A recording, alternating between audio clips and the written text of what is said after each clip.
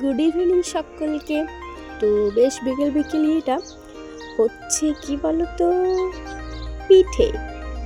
এই যে আমাদের পিঠে, বাইরে উনুনে হচ্ছে পিঠে। তো ওদের পিঠে হোক, আমি একটু চা খেয়ে নিই। তো খেয়ে নিলাম আমি একটু চা। আমার আবার চা ছাড়া চলে না, যতই পিঠে খাই না কেন। তারপর গরম গরম একটু পিঠে আমিও খেয়ে নিলাম। দিন পরের দিন একটা সাধ্য বাড়ি, চলো একটু শেয়ার করি।